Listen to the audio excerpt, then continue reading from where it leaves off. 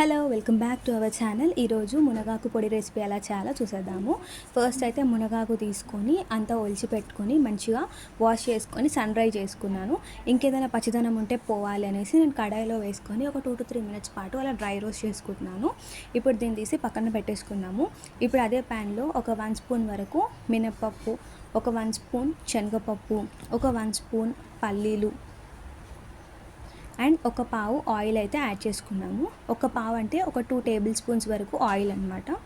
Oil add చేసుకొని బాగా mix చేసుకొని బాగా ఫ్రై చేసుకుందాము. ఇప్పుడు దీనిలోకి ఒక 1 స్పూన్ వరకు ధనియాలు కూడా యాడ్ చేసుకొని మళ్ళీ ఒకసారి అయితే మిక్స్ చేసుకోండి. ఇవన్నీ కూడా ఈవెన్గా ఫ్రై అయ్యేలాగా మిక్స్ చేస్తూ కలుపుకోండి. ఇప్పుడు దీనిలోకి మీ స్పైస్ లెవెల్స్కి తగినన్ని ఎండుమిర్చి అయితే యాడ్ చేసుకోండి. నేను ఒక 10 వరకు వేసుకొని అన్నీ మంచిగా ఫ్రై చేసుకుందాము. ఇది ఇలా ఫ్రై అయిన తర్వాత కడిగి పెట్టుకున్న కరివేపాకు కూడా ఒక గుప్పెడైతే వేసుకొని బాగా ఫ్రై చేసుకుంటున్నాను. దీనిలోకి ఒక వెల్లుల్లి గడ్డ అయితే వేసుకుంటున్నాను నేను. లాస్ట్లో జీలకర్ర కూడా వేసుకొని మంచిగా మిక్స్ చేసుకోండి.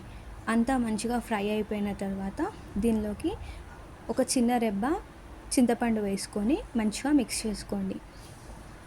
అంతా కూడా ఈక్వల్గా ఫ్రై అయిపోయింది కదా. ఇప్పుడు స్టవ్ ఆఫ్ చేసుకొని దీన్ని అయితే కూల్ చేసుకుందాము. కూల్ అయిన తర్వాత మిక్సీ జార్లోకి తీసుకొని కొంచెం సాల్ట్ అడ్జస్ట్ చేసుకొని పౌడర్ అయితే పట్టేసుకుందాము. మిక్సీ ఇలా ఒకసారి గ్రైండ్ చేసుకున్న తర్వాత మనము సైడ్కి ఫ్రై చేసి పెట్టుకున్న ఆకుని కూడా యాడ్ చేసుకొని మళ్ళీ ఒకసారి అయితే మిక్సీ పట్టేసుకుందాము. చాలా ఫైన్ పేస్ట్ వస్తుందన్నమాట. ఇదంతా కూడా ఒక ప్లేట్లోకి తీసుకొని హ్యాండ్తో మంచిగా మిక్స్ చేసుకోండి. ఇది ఒక ఎయిర్టైట్ కంటైనర్లో స్టోర్ చేసుకుంటే హెల్తీ పొడి రెసిపీ రెడీ.